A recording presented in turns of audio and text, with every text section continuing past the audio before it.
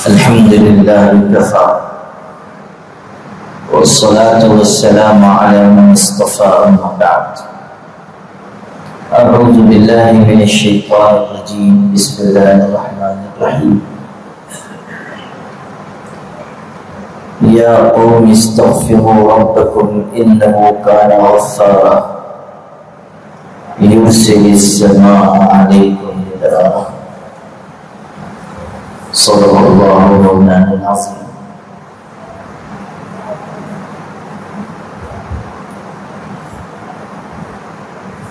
قرآن پاک ہماری یہ رہنمائی کرتا ہے کہ ہم پر جو حالات آتے ہیں وہ ہماری بدعملی اور گناہ کے سبب آتے ہیں، اور مختلف قسم کے گناہوں کی الگ الگ نحوست ظاہر ہوتی ہے۔ نبی کریم صلی اللہ علیہ وسلم نے ایک حدیث میں یہ بات ارشاد فرمائی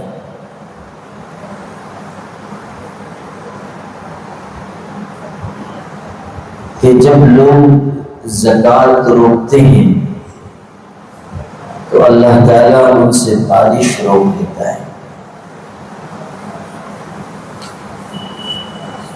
پتہ چلا کہ زکوٰۃ کی صحیح ادائیگی نہ ہونا بارش کے رک جانے کا سبب ہے۔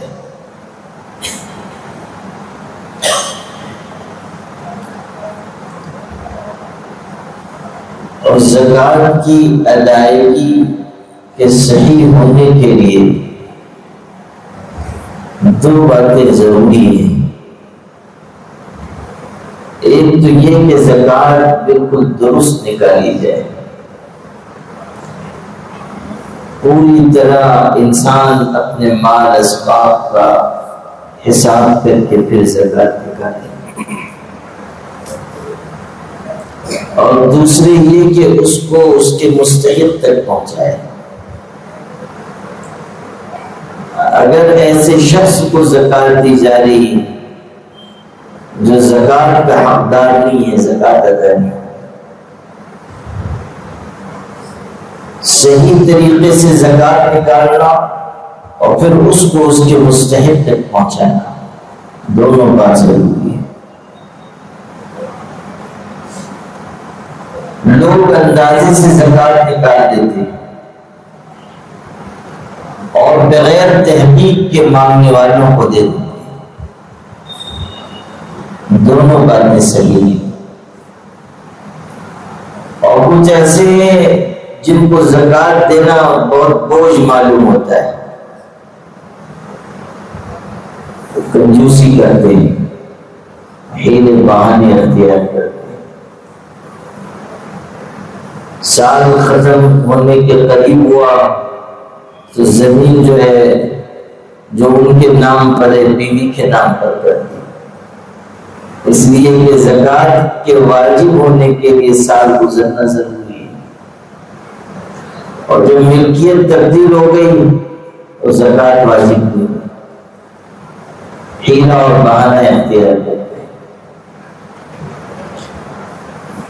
حالانکہ ہیلے اور بہانے سے اللہ کے احکامات کو نظر انداز کرنا بہت بڑی محرومی، شقاوت اور بدبختی کی بات ہے۔ بنی اسرائیل کی ایک بہت بڑی جماعت نے ایسے ہی ہیلا اور بہانہ اختیار کیا تھا۔ وہ دریا کے کنارے آباد تھے اور سنیچر کے دن ان کو شکار کرنا منع کیا گیا تھا، ماہی گیری کرتے تھے، مچھلیاں پکڑ کے بیچتے تھے۔ ایسا ہوا کہ امتحان کے طور پر سنیچر کے دن بہت ساری مچھلیاں دریا کی سطح پر آ جاتی تھی اور ان کو دیکھ کر ان کی رال ٹپکتی تھی۔ اور جب سنیچر چلا جاتا مچھلیاں بھی غائب ہو جاتی. وَيَوْمَ لَا يَسْبِتُونَ لَا تَأْتِيهِمْ. شیطان نے ان کو تدبیر سکھائی کہ دیکھو تم دریا سے نالیاں کھینچ لو اور ان کے سرے پر گڑھے بنا لو. جب پانی دریا سے آئے گا مچھلیاں بھی ساتھ آ جائیں گی اور گڑھے میں پہنچ جائیں تو واپس ہونے کا راستہ بند کر. اور سنیچر کو مت نکالو، اتوار کے دن نکالو تو تم سنیچر کو شکار کرنے والے نہیں ہوں گے. بس یہ تدبیر ان کے دماغ میں بیٹھ گئی اور ایسے ہی کرنے لگے. اور کہتے تھے کہ ہم سنیچر کو تو شکار نہیں کرتے، ہم اتوار کو کرتے ہیں. ہیلا اور بہانہ اختیار کیا، جس کا نتیجہ یہ نکلا کہ ان پر اللہ کا عذاب آیا. قرآن پاک میں ہے کہ اس بستی کے جو نیک لوگ تھے وہ منع کرتے تھے کہ دیکھو ایسا نہ کرو ورنہ اللہ کا عذاب آئے. جب سرکش لوگوں نے ان کی بات نہیں مانی تو انہوں نے اپنی بستی الگ کر لی، اس خیال سے الگ کی کہ اللہ کا عذاب ان پر آئے تو ہم اس سے دو چار نہ ہو. تو وہ الگ رہنے لگے اور بیچ میں ایک دیوار تعمیر کر دی. ایک طرف وہ لوگ رہتے تھے جو ہیلے بہانے سے بچے ہوئے تھے اور ان کو بھی روکتے تھے، اور دوسری طرف ان کی آبادی تھی جو مچھلی کا شکار کرتے تھے، اللہ کا حکم توڑتے تھے. کچھ دن گزرے، اللہ کا عذاب ایسا آیا کہ وہ سارے مچھلی کا شکار کرنے والے ذلت و رسوائی سے دوچار کر دیے گئے. ایک دن صبح یہ لوگ اٹھے جو نیک لوگ تھے، اور عجیب بات ہوئی کہ ادھر سے اس بستی میں سے کوئی آواز نہیں سنائی دے رہی تھی. بالکل سناٹا تھا، آواز ہی نہیں آئی، خاموشی. تو حیران ہوئے کہ کسی کی بھی آواز نہیں آ رہی ہے. تو جو دیوار تعمیر ہوئی تھی اس پر وہ چڑھے. اب جو چڑھ کر انہوں نے دوسری طرف دیکھا تو پتہ چلا کہ وہ سب کے سب لوگ بندر بنا دیے، ساری بستی بندر بنا دی گئی. کونوا قردۃ خاسئین، قرآن کہہ رہا ہے ہم نے ان سے کہا ذلیل بندر ہو جاؤ، چنانچہ وہ سب بندر ہو گئے. بندر کی شکل بنا دی گئی تھی مگر شعور تھا، پہچانتے تھے.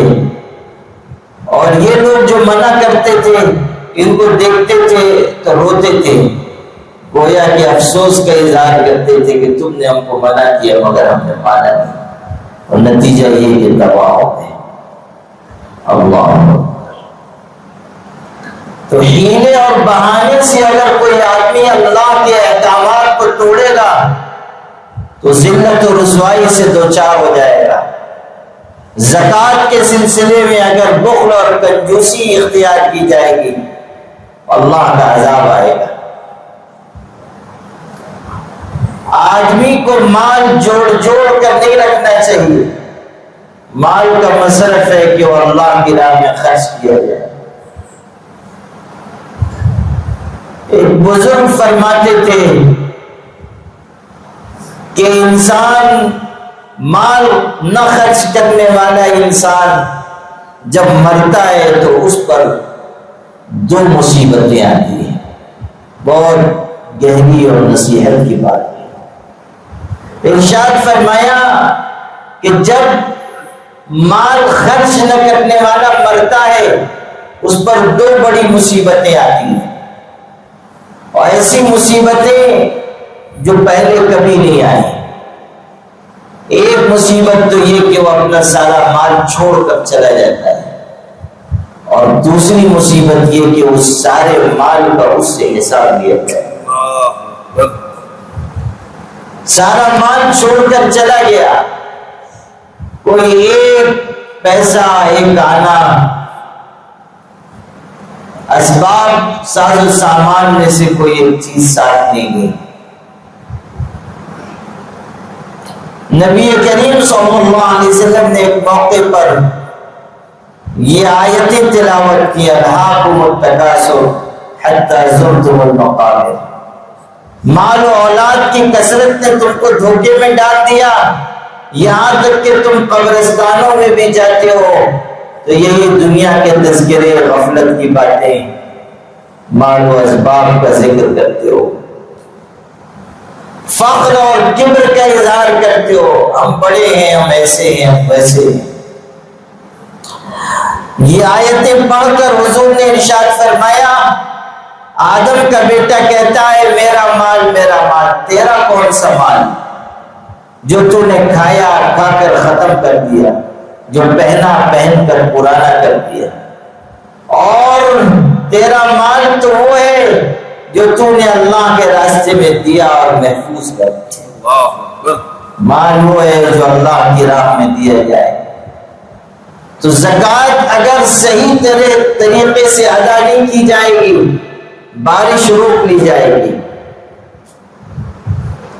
نبی کریم صلی اللہ علیہ وسلم نے تو یہاں تک فرمایا، اسی حدیث کا ٹکڑا ہے، لولا البہائم لم یمطروا، کہ اگر جانور نہ ہوتے تو ان پر ایک قطرہ پانی نہ برستا۔ یعنی جو کچھ بارش ہو بھی رہی ہے وہ ہماری وجہ سے نہیں ہو رہی ہے، ہمارا عمل تو ایسا ہے کہ بارش بالکل روک دی جائے، لیکن اگر بارش آ رہی ہے تو اس لیے کہ اللہ بے زبان جانوروں پر ترس کھا کر بارش برسا دیتا ہے۔ دوسری وجہ بارش رک جانے کی جو قرآن پاک میں اس ضمن میں آئی ہے کہ لوگ جب معصیت، گناہ اور نافرمانی پر جرأت مند ہو جاتے ہیں، مختلف قسم کا عذاب اللہ تعالیٰ کی طرف سے آتا ہے، اور اس کا واقعہ بھی قرآن میں آیا ہے۔ وَلَقَدْ أَخَذْنَا آلَ فِرْعَوْنَ بِالسِّنِينَ وَنَقْصٍ مِّنَ الثَّمَرَاتِ، اللہ نے فرعونیوں پر عذاب بھیجا تھا، قحط کا عذاب۔ ارشاد ہو رہا ہے کہ ہم نے فرعون اور اس کے راستے پر چلنے والوں کو قحط کے عذاب میں مبتلا کیا، اور پھلوں کی کمی، پیداوار کی کمی۔ ظاہر ہے جب بارش نہیں برسے گی، فصل نہیں اگے گی، اناج نہیں اگے گا، قحط ہو جائے گا، پیداوار کم ہوگی۔ تو ارشاد ہوا کہ ہم نے فرعونیوں کو قحط کے عذاب سے دوچار کر دیا۔ فرعونیوں نے سرکشی کی تھی، زمین میں فساد برپا کیا تھا، اور یہ خیال کیا کہ ہم ہی بڑے ہیں، ہم ہی سب سے برتر ہیں، کبر اور فخر میں پڑ گئے۔ نتیجہ یہ ہوا کہ اللہ نے ان کو ذلیل کیا۔ ہمیشہ یاد رکھنا، غرور کی سزا دنیا اور آخرت میں ذلت و رسوائی ہے۔ اللہ تعالیٰ برتری کا اظہار کرنے والوں کو ذلیل کر دیتا ہے۔ مکہ کے لوگوں نے بھی نبی کریم صلی اللہ علیہ وسلم کے مقابلے میں سرکشی دکھائی تھی، اور یہ کہتے تھے کہ یہ ایمان والے تو بہت کمزور ذلیل ہیں، ہم ہیں پیسے والے، ہم طاقت والے ہیں، ہم اقتدار والے ہیں، ہم دولت والے ہیں۔ حضور صلی اللہ علیہ وسلم کو اور صحابہ کو ستاتے رہے، کمزور جان کر صحابہ پر ظلم ڈھاتے رہے، یہاں تک کہ پتھریلی زمینوں پر صحابہ کو گھسیٹا، آگ کے انگاروں پر صحابہ کو لٹا دیا، چٹائی میں ان کو لپیٹ کر جلانے کی کوشش کی، عورتوں تک پر ظلم کیا۔ حضرت سمیہ رضی اللہ عنہا کو ان کے نازک مقام پر نیزہ مار کر شہید کر دیا گیا، اور کتنے صحابہ ہیں جن پر مظالم کے پہاڑ توڑ دیے گئے۔ حضرت عمار رضی اللہ تعالیٰ، عمار ابن یاسر، ان کے خاندان پر بہت ظلم ہوا. انہی کی والدہ تھی حضرت سمیہ رضی اللہ عنہ. پورے خاندان پر ظلم کیا گیا اور اتنا ستایا گیا کہ اور کوئی ہوتا تو ایمان سے پھر جاتا، مگر پہاڑوں سے زیادہ مضبوط ایمان ان کے دل میں جمع ہوا تھا. سارے مظالم وہ جھیلتے رہے. صورتحال یہ تھی کہ نبی کریم صلی اللہ علیہ وسلم کبھی ان کے خاندان والوں کے پاس سے گزرتے اور مظالم اور پریشانیاں اور ان کے دکھ درد کو دیکھتے، آپ کا بھی دل بھر آتا تھا اور آپ کی آنکھیں نم ہو جاتی تھی. لیکن آپ بھی اس وقت ایسی صورتحال میں تھے کہ کچھ کر نہیں سکتے تھے. آپ تسلی دیتے تھے اور فرماتے تھے صبراً یا آل یاسر فإن موعدکم الجنہ.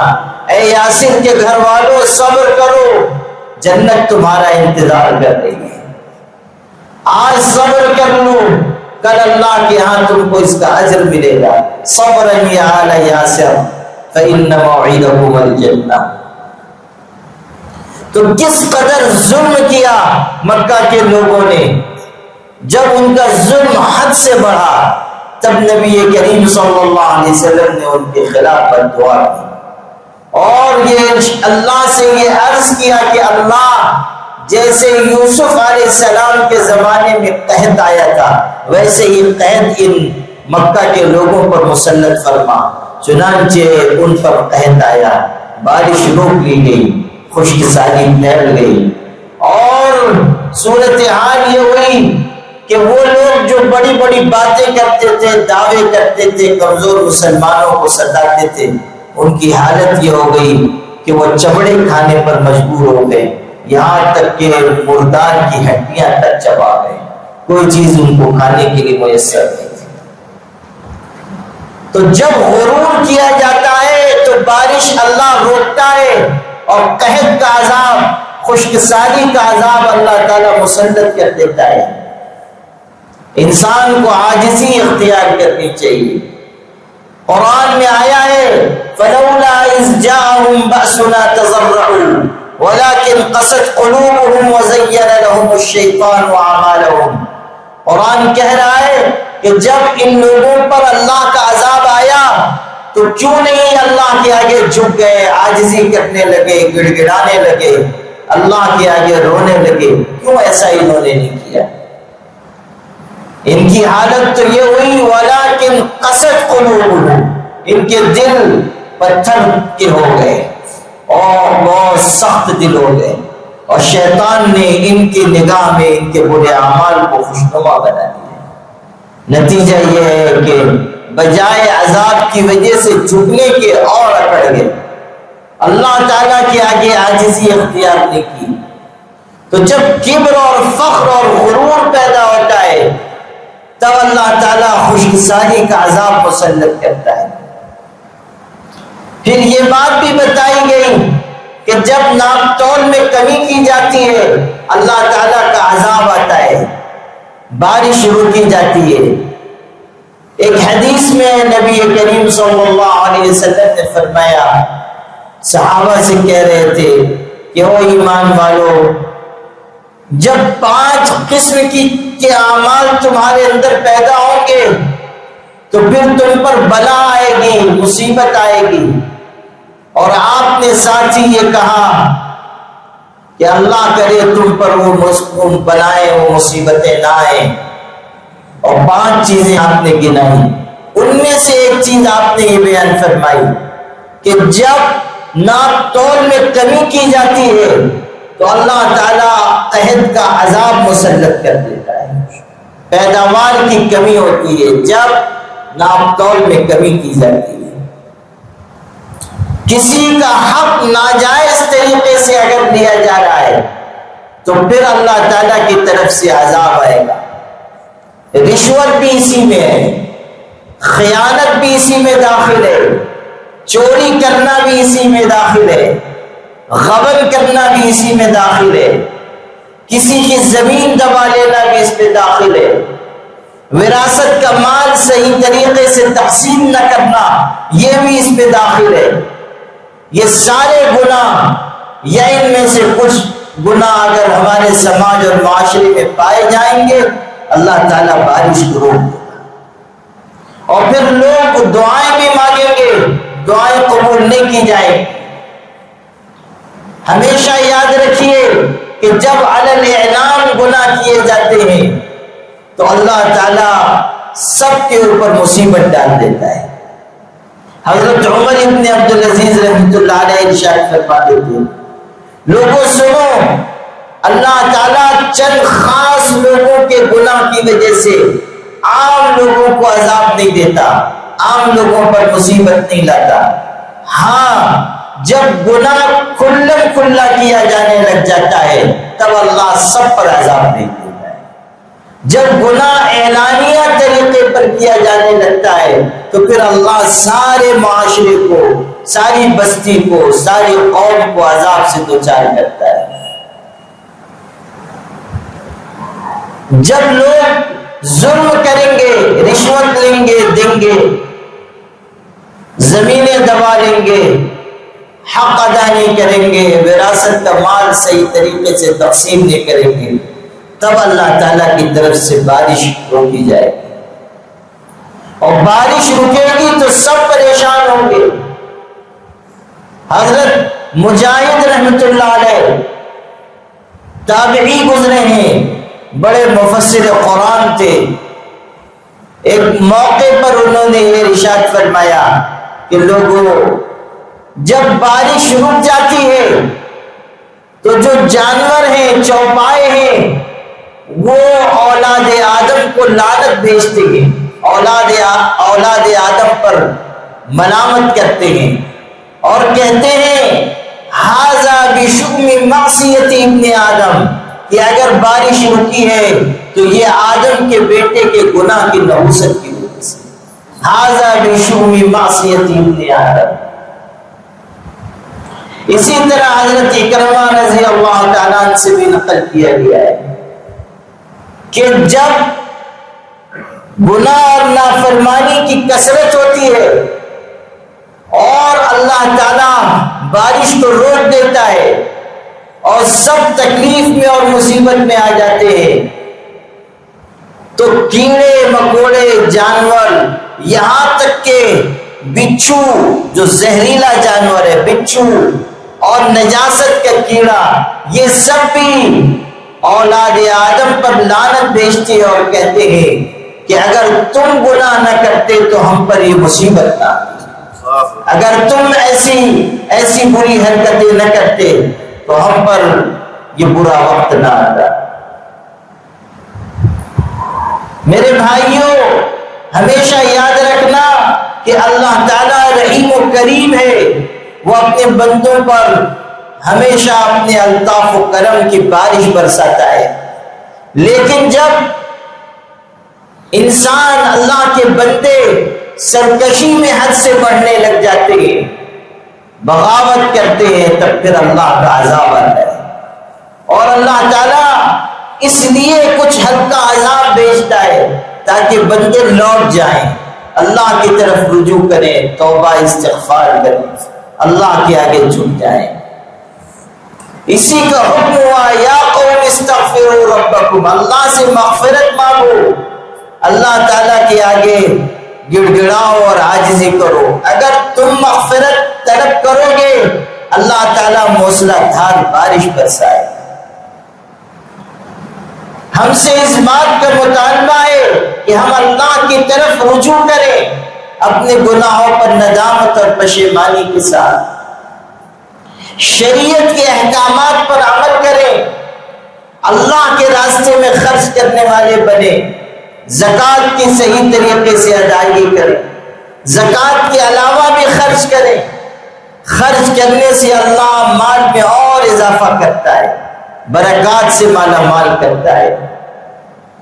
مسلم شریف میں حضرت نبی کریم صلی اللہ علیہ وسلم نے واقعہ سنایا، مسلم کی حدیث ہے، حضور فرما رہے ہیں کہ ایک شخص پرانے زمانے میں ایک صحرا بیابان سے گزر رہا تھا، ریتیلے علاقے سے گزر رہا تھا. آسمان پر ایک بادل تھا، ابر کا ایک ٹکڑا تھا. اچانک اس شخص کو آواز سنائی دی.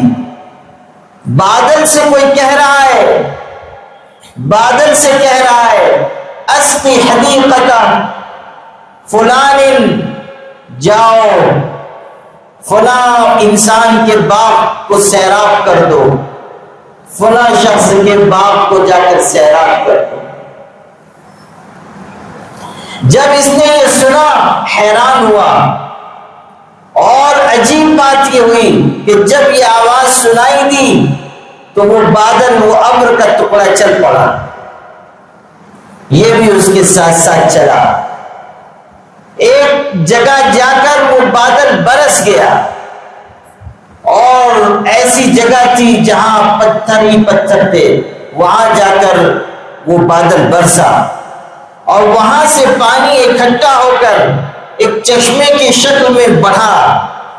یہ بھی اس پانی کے چشمے کے ساتھ ساتھ چلا، یہاں تک کہ ایک شخص کے باغ میں وہ پانی پہنچا. وہ اپنی کیاریوں کو درست کر رہا تھا، گویا کہ پانی کے آنے کا انتظار کر رہا تھا، اور اللہ نے پانی بھیج دیا، اور اس کا پورا باغ سیراب ہو گیا. اس پانی سے اس کی ساری ضرورت پوری ہو گئی. یہ شخص حیران ہے، اس باغ والے سے پوچھتا ہے تمہارا نام یہ ہے جو نام اس نے سنا تھا. پوچھا تمہارا یہ نام ہے؟ اس نے کہا ہاں میرا یہی نام ہے. کیوں تم میرا نام پوچھتے ہو؟ تو اس شخص نے کہا کہ ایسا ایسا واقعہ میرے ساتھ پیش آیا تھا. میں نے بادل میں سے آواز سنی کہ جاؤ اور فلاں کے باغ کو سیراب کر دو، تمہارا نام لیا گیا تھا. اور پھر واقعی یہ بادل برسا اور اس کا پورا پانی تمہارے باغ میں آیا. تم کون سا نیک عمل کرتے ہو جس کی وجہ سے اللہ نے تمہارے لیے ایسا انتظام فرمایا؟ کون سا عمل کرتے ہو؟ تو وہ شخص کہنے لگا کہ میرا عمل بس یہ ہے کہ جب میرا یہ باغ پھل لاتا ہے، اس میں سے پیداوار نکلتی ہے، پھل آتے ہیں، تو میں ان پھلوں کے 3 حصے کر لیتا ہوں. ایک حصہ میں اللہ کے راستے میں خیرات کر دیتا ہوں، ایک حصہ میں اپنے گھر والوں کے لیے رکھتا ہوں، اس کو بیچ کر گزر بسر کرتا ہوں، اور ایک حصہ پھلوں کا بیچتا ہوں، اور جو پیسے آتے ہیں اس کو پھر اس باغ میں درخت لگانے اور اس کے کام کاج کے لیے خرچ کرتا ہوں. یعنی اتنا پیسہ میں پھر باغ پر لگا دیتا ہوں. اس طرح میں ہمیشہ اپنے باغ کی پیداوار کو 3 حصوں میں منقسم کرتا ہوں. ایک پورا حصہ یعنی ایک تیسرا حصہ اللہ کے راستے میں دے دیتا ہوں. آپ سوچئے کہ جب اس انسان کا عمل یہ تھا کہ وہ اپنے باغ کی پیداوار کا تیسرا حصہ اللہ کے راستے میں دے رہا تھا، تو اللہ کی طرف سے بھی خصوصی انتظام یہ تھا کہ اگر کہیں بارش نہیں ہو رہی ہے تب بھی اس کے باغ کے لیے بارش ہوگی اور اس کا باغ سیراب.